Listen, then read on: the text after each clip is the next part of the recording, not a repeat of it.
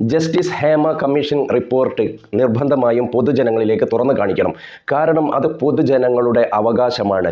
അവകാശം എന്തുകൊണ്ടെന്നാൽ പൊതുജനങ്ങളുടെ നികുതി പണം 1.25 കോടിയോളം രൂപ ചിലവാക്കിക്കൊണ്ടാണ് ഈ ഹേമ കമ്മീഷൻ റിപ്പോർട്ട് തയ്യാറാക്കപ്പെട്ടത്. അതുകൊണ്ട് തന്നെ ഓരോ ടാക്സ് കൊടുക്കുന്ന ജനങ്ങൾക്കും അതിൻ്റെ സത്യാവസ്ഥ അറിയുവാനുള്ള അവകാശമുണ്ട്.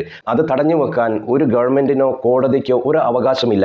അങ്ങനെ തടഞ്ഞു വെക്കണമെങ്കിൽ ഈ ഹേമ കമ്മിറ്റി അവരുടെ സ്വയം കാശെടുത്തുകൊണ്ട് അന്വേഷിച്ച് ഉണ്ടാക്കിയ റിപ്പോർട്ടാണെങ്കിൽ അവരുടെ ഇഷ്ടത്തിനത് മറച്ചു വെക്കാനും മറ്റുള്ളവരുടെ സ്വകാര്യതയ്ക്ക് മാന്യത കൽപ്പിച്ചുകൊണ്ട് അത് മറച്ചു വെക്കുവാനും കഴിയും. സ്വകാര്യതയ്ക്ക് മാന്യത എന്ന് പറഞ്ഞാൽ നമ്മൾ ജീവിക്കുന്ന നാട്ടിൽ നമ്മൾ ചെയ്യുന്ന ഒരു പ്രവൃത്തി കുറ്റകരമാണെന്ന് നിയമവ്യവസ്ഥയിൽ രേഖപ്പെടുത്തിയിട്ടുണ്ടെങ്കിൽ ആ കുറ്റം നമ്മൾ ചെയ്യുമ്പോൾ അതിനുള്ള ശിക്ഷ അനുഭവിക്കേണ്ടി വരും എന്നുള്ള ഒരു ബോധം ഓരോ പൗരനും ഉണ്ടാവേണ്ടതാണ്. ഇത്തരത്തിൽ നമ്മൾ ഉദ്ദേശിക്കുന്ന കുറ്റകരമാണെന്ന് പ്രവൃത്തി ചെയ്ത ആളുകൾക്ക് സംരക്ഷണം കൊടുക്കുന്ന ഒരു സംഹിത ഇവിടെ ഉണ്ടായിക്കഴിഞ്ഞാൽ അത് പൊതുജനങ്ങളിലേക്ക് നൽകുന്ന തെറ്റായ ഒരു സന്ദേശമായിട്ടിരിക്കും. എത്ര കൊലകൊമ്പനാണെങ്കിലും ചെയ്ത തെറ്റിനുള്ള ശിക്ഷ പരസ്യമായി കൊണ്ട് പൊതുജനങ്ങളുടെ ഇടയിലേക്ക് അത് ശിക്ഷ ലഭിക്കും എന്നുള്ള ഒരു തോന്നൽ ഉണ്ടെങ്കിൽ മാത്രമാണ് ഒരു നാട്ടിൽ കുറ്റകരമായ പ്രവൃത്തിയിൽ നിന്നും ജനങ്ങൾ പിന്തിരിഞ്ഞു പോവുകയുള്ളൂ. നമുക്കറിയാവുന്നതുപോലെ തന്നെ നമ്മുടെ നാട്ടിലുള്ള നിയമവ്യവസ്ഥയിലെ പേടിയില്ലാത്ത ഒരു സമൂഹം വളർന്നു വരികയാണ്. കാരണം എന്ത് കുറ്റം ചെയ്താലും അവരെ രക്ഷിക്കുവാനുള്ള ആളുകളുണ്ട്. ഒരുപക്ഷെ ജയിലിലായി കഴിഞ്ഞാലും ജീവിതം സുഖമാണ്, അവിടെ ജോലി ചെയ്യാം, വിദ്യാഭ്യാസം നേടാം, അതുപോലെ തന്നെ നല്ല ഭക്ഷണം കിട്ടും, കാര്യമായിട്ടൊരു പ്രശ്നവും ജയിലിലോ ഒന്നും നടക്കുന്നില്ല. ഇനി വധശിക്ഷയ്ക്ക് വിധിച്ചാൽ തന്നെ വർഷങ്ങളോളം സുഖമായിട്ട് ജീവിക്കാം, ഒരു ആയുഷ്കാലം തന്നെ സുഖ സൗകര്യങ്ങളോടുകൂടെ നല്ല ഭക്ഷണം കഴിച്ചുകൊണ്ട് ജയിലിൽ ജീവിക്കാം. ഇത്തരത്തിലുള്ള ഒരു കാഴ്ചപ്പാടായതുകൊണ്ട് തന്നെ ജനങ്ങൾക്ക് ഒരു കുറ്റം ചെയ്യുന്നതിനുള്ള, എത്ര ഭീകരമായ ഒരു കുറ്റം ചെയ്യുന്നതിനുള്ള ഒരു പേടി ഇല്ലാതായിരിക്കുന്നു. ഇത്തരത്തിലുള്ള അവസ്ഥയിൽ നിന്ന് മാറണമെങ്കിൽ എത്ര ഉന്നതരായ ആളുകളായാലും ഏത് മേഖലയിലുള്ള ആളുകളാണെങ്കിലും നമ്മുടെ ഭരണഘടനയിലും നിയമസംഹിതയിലും കുറ്റകരമാണെന്ന് രേഖപ്പെടുത്തിയ മുഴുവൻ തെറ്റുകൾക്കും ഉടനെ തന്നെ അതിന് വേണ്ട ശിക്ഷ നൽകിയാൽ മാത്രമേ പൊതുജനങ്ങൾക്ക് ഇതിനെപ്പറ്റിയുള്ള ഒരു കാര്യബോധം ഉണ്ടാവുകയുള്ളൂ. ഇത്തരത്തിൽ കുറ്റം ചെയ്യുന്ന ആളുകൾക്ക് ഒരു പേടി ഉണ്ടാവുകയുള്ളൂ. ഹേമ കമ്മീഷൻ റിപ്പോർട്ടിൻ്റെ അടിസ്ഥാനത്തിൽ ഇനി എത്ര ആളുകളെ വിളിച്ചു പറഞ്ഞാലും, എത്ര ഹൈ പവർ കമ്മിറ്റിയിലുള്ള മെമ്പർമാരെ വിളിച്ചു പറഞ്ഞാലും, എത്ര അത്യുന്നതങ്ങളിൽ നിൽക്കുന്ന ആരാധനാമൂർത്തികളായ എത്ര നടീനടന്മാരെ വിളിച്ചു പറഞ്ഞാലും പൊതുജനങ്ങൾ ഞെട്ടുകയില്ല, പൊട്ടുകയില്ല, ഞൊട്ടുകയില്ല എന്നുള്ളത് ഒരു പരമസത്യം തന്നെയല്ലേ. എല്ലാവർക്കും അറിയാം ഈ മേഖല എന്താണെന്ന്, സിനിമ മേഖല എന്താണെന്ന് ഏത് ചെറിയ കൊച്ചിന് പോലും, ഒരു കുട്ടിക്ക് പോലും അറിയാവുന്ന ഒരു മേഖലയാണ്.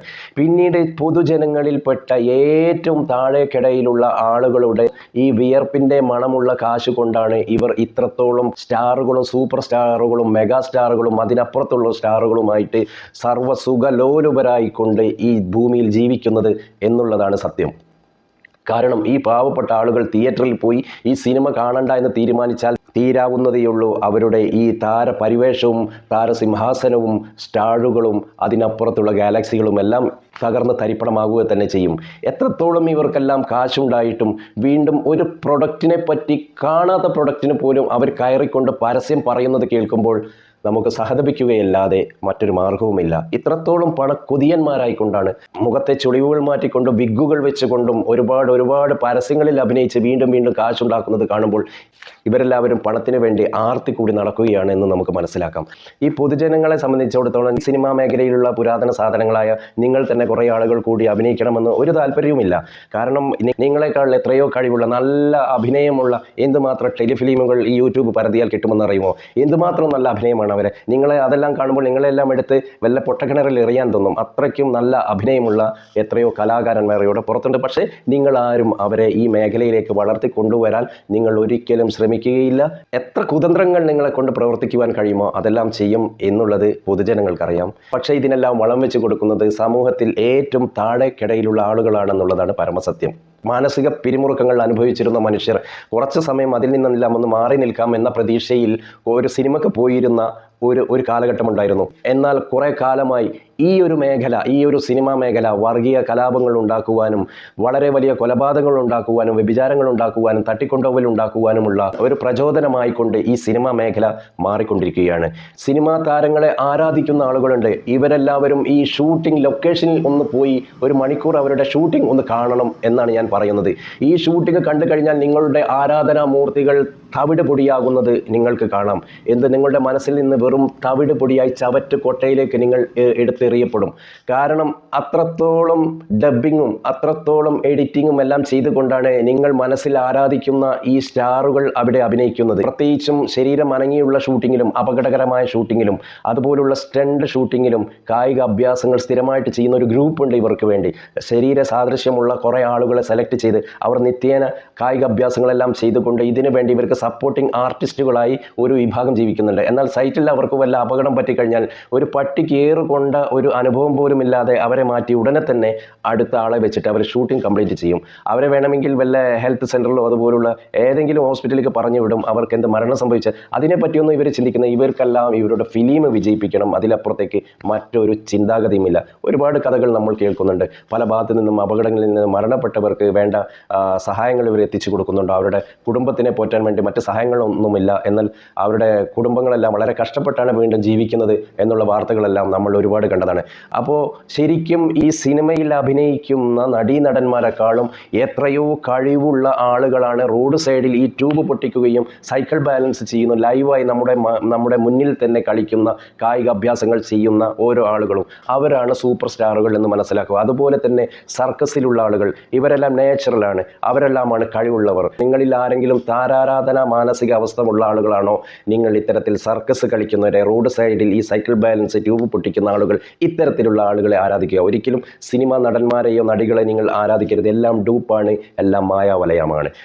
ഈ സ്ക്രീനിൽ വന്ന് കാണുന്ന ജീവിതമല്ല അവരുടെ പേഴ്സണൽ ജീവിതം. അത് ഓരോ നടീനടന്മാരും അവതരിപ്പിക്കുന്ന ആ കഥാപാത്രമായിട്ട് ഒരു ബന്ധവുമില്ലാത്ത പേഴ്സണൽ ജീവിതമായിരിക്കും ഈ സിനിമയിലെ നടീനടന്മാർക്കുള്ളതെന്ന് അവരുടെ ജീവിതത്തിലേക്ക് നിങ്ങൾ കൂടുതൽ അടുത്തറിഞ്ഞാൽ മനസ്സിലാക്കും. ഇത്തരത്തിലുള്ള ആളുകൾ സിനിമാ മേഖലയിലും അതുപോലുള്ള രാഷ്ട്രീയ മേഖലയിലും എല്ലായിടത്തുമുണ്ട്. ഇതെല്ലാം പൊതുജനങ്ങൾ നിയന്ത്രിച്ചാൽ, പൊതുജനങ്ങളൊന്ന് മനസ്സിൽ വെച്ചാൽ ഇത്തരത്തിലുള്ള സ്റ്റാറുകളും സൂപ്പർ സ്റ്റാറുകളും എല്ലാം ചവറ്റുകൊട്ടയിലേക്ക് എറിയപ്പെടും. ഇവരെല്ലാവരും ഒന്നുമല്ലാതായി തീരുക തന്നെ ചെയ്യും. പക്ഷേ പൊതുജനം കഴുതകൾ എന്ന് പറയും പോലെ തന്നെ പൊതുജനങ്ങൾ ഇതിനെപ്പറ്റിയൊന്നും ചിന്തിക്കുകയില്ല. കാരണം രാഷ്ട്രീയത്തിൽ തന്നെ അറിയാം, നമ്മൾ വെയിൽ കൊണ്ട് വരി നിന്ന് കഷ്ടപ്പെട്ട് തെരഞ്ഞെടുത്ത നേതാക്കന്മാർ നമുക്ക് എത്രത്തോളം ദ്രോഹം ചെയ്യുന്നു, എത്രത്തോളം നികുതി കൂട്ടിയിട്ടും അതുപോലെ തന്നെ നിത്യോപയോഗ സാധനം പോലും വാങ്ങാൻ പറ്റാത്ത അത്രത്തോളം കാശ് കൂടിയിട്ടും നമ്മളാരും ആ രാഷ്ട്രീയ പാർട്ടിയെ തള്ളിപ്പറയുകയോ അത്തരത്തിലുള്ള ആളുകളെ കുറ്റം പറയുകയോ ചെയ്യുന്നില്ല. എല്ലാം അനുഭവിച്ചുകൊണ്ട് വീണ്ടും അവർക്ക് തന്നെ വീണ്ടും കുത്തുക തന്നെയാണ് ചെയ്യുന്നത്. അതുകൊണ്ട് തന്നെയാണ് പൊതുജനം കഴുതകളാണെന്ന് സ്വയമേ വിശേഷിപ്പിക്കേണ്ടി വരുന്നത്. ഞാൻ പറയുന്നു, ഞാൻ കഴുതയാണ്. എന്തുകൊണ്ടെന്നാൽ ഇതിനൊന്നും പ്രതികരിക്കുവാനുള്ള ഒരു കഴിവ് എനിക്കില്ലാത്തിടത്തോളം കാലം ഞാൻ ഒരു കഴുത തന്നെയാണെന്ന് അംഗീകരിക്കലാണ് ഏറ്റവും നല്ല ബുദ്ധി. ഒരു കുറ്റം കണ്ടു കഴിഞ്ഞാൽ അവിടെ പ്രതികരണ ശേഷി ഇല്ലാതെ വന്നു കഴിഞ്ഞാൽ ആ ജനങ്ങൾ വിഡ്ഢികളാണ്. പൊതുജനം കഴുതകളാണെന്ന് പറയുന്നതിൻ്റെ കാരണം കഴുതക്ക് ബുദ്ധിയില്ലാത്തത് കൊണ്ടല്ല, അതീവ ബുദ്ധിയുള്ള ഒരു ജീവിയാണ് കഴുത. കഴുതയെ പറ്റി പഠിച്ചാൽ അറിയാം, കഴുത എത്ര തന്നെ ആ കഴുതയെ അടിച്ചാലും ദ്രോഹിച്ചാലും തൻ്റെ യജമാനനെ വിട്ടു പോകുകയില്ല. യജമാനനെ ചുറ്റിപ്പറ്റിക്കൊണ്ട് തന്നെ ആ കഴുത ജീവിക്കും. അതുകൊണ്ടാണ് പൊതുജനം കഴുതകൾ എന്ന് പറയുന്നത്. അങ്ങേയറ്റം അനുസരണശീലമുള്ള ഒരു പാവം ജീവിയാണ്. അത് തന്നെയാണ് ഈ പൊതുജനങ്ങൾ. അവരുടെ തലമുറയും 10 തലമുറയൊക്കെ ജീവിക്കുവാനുള്ള സമ്പാദ്യം ഉണ്ടാക്കി വെക്കുവാനുള്ള സാഹചര്യം ഒരുക്കി കൊടുത്തിട്ടും ഈ പൊതുജനങ്ങളെ ഇട്ട് കഷ്ടപ്പെടുത്തുകയും ദ്രോഹിക്കുകയും ചെയ്യുന്ന ഈ നേതാക്കന്മാരെ വീണ്ടും അനുസരിച്ച് കൊണ്ട് ജീവിക്കുന്ന കഴുതകളെ പോലുള്ള ജീവികളാണ് പൊതുജനങ്ങൾ. അതുകൊണ്ട് തന്നെ പാവപ്പെട്ട ജനങ്ങൾക്ക് ഉപകരിക്കേണ്ട 1.25 കോടിയിൽ പരം രൂപ എടുത്തുകൊണ്ട് ജസ്റ്റിസ് ഹേമ കമ്മിറ്റിക്ക് വേണ്ടി ചെലവാക്കിയപ്പോൾ അവരുണ്ടാക്കിയ ആ റിപ്പോർട്ടിനെ ഭദ്രമാക്കി കെട്ടിപ്പൊതിഞ്ഞുകൊണ്ട് രാഷ്ട്രീയത്തിലും അതുപോലുള്ള ഉന്നത തലത്തിലും ഉൾപ്പെട്ട പല ആളുകളുടെയും പേര് മറച്ചു വെക്കുവാൻ വേണ്ടി, പൊതുജനങ്ങളിലേക്ക് വരാതിരിക്കാൻ വേണ്ടി ഒളിപ്പിച്ചു വെക്കുകയല്ല വേണ്ടത്. എല്ലാവരുടെയും മുഖം പുറം ലോകത്തിലേക്ക് കാണിക്കുക തന്നെ വേണം. അത് പൊതുജനങ്ങളുടെ അവകാശമാണ്. അത് പൊതുജനങ്ങളിലേക്ക് എത്തിക്കണം എന്നുള്ളതും ഗവൺമെൻറ്റിൻ്റെ കടമയാണ്. കാരണം പൊതുജനങ്ങളുടെ കാശാണ്. ഇത് സംഭവിച്ചാലും പൊതുജനങ്ങളിലേക്ക് ഇവരുടെ മുഖമൊന്നും വന്നാലും പ്രത്യേകിച്ചും ഒന്നും ഇവിടെ സംഭവിക്കാൻ പോകുന്നില്ല. കാരണം ഒരു ചാൻസിനു വേണ്ടി എന്തിനും തയ്യാറായി നടക്കുന്ന ഒരു സ്ത്രീ സമൂഹം ഉള്ളിടത്തോളം കാലം ഇവിടെ പ്രത്യേകിച്ചൊന്നും സംഭവിക്കുവാൻ പോകുകയില്ല. അവർക്കെല്ലാവർക്കും വേണ്ട പ്രശസ്തിയാണ്, പേരാണ്, പ്രശസ്തിയാണ്, കാശാണ്, സുഖ സൗകര്യങ്ങളാണ്. അതൊന്നും കിട്ടാതായി വരുന്ന സമയത്ത് ഇത്തരത്തിലുള്ള റിപ്പോർട്ടിൽ പേര് വരും. അതെല്ലാം എല്ലാ സുഖ സൗകര്യങ്ങളും കിട്ടുമ്പോൾ ഇത്തരത്തിൽ ആരും പ്രതികരിക്കാറില്ല. തങ്ങൾ തഴയപ്പെടുന്നു എന്ന് പറയുമ്പോഴാണ് ഇത്തരത്തിലുള്ള പീഡനവും അതുപോലുള്ള വിഷയങ്ങളിലേക്കും അവരെല്ലാം ഇറങ്ങിത്തിരിക്കുന്നത്.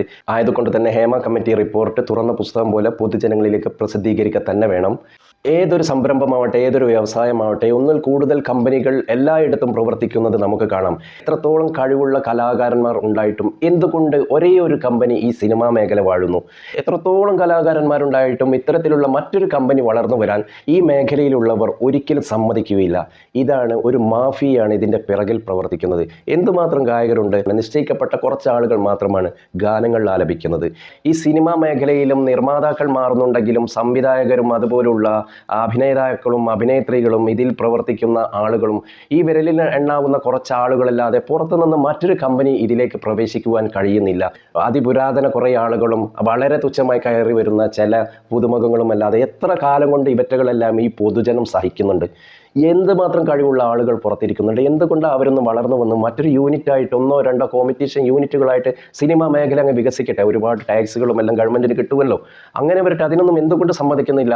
ഈ രാഷ്ട്രീയ സിനിമ മാഫിയ കൂട്ടുകെട്ട് തന്നെയാണ് ഇത്തരത്തിൽ അടിച്ചമർത്തപ്പെട്ട് ഒരു പ്രത്യേക ഒരു വേലിക്കുള്ളിൽ നിർത്തിയിരിക്കുന്ന ഒരു യൂണിറ്റാണ് ഈ സിനിമാ മേഖല. എല്ലാവർക്കും എപ്പോഴും നന്മകൾ നേർന്നുകൊണ്ട് നന്ദി, നമസ്കാരം.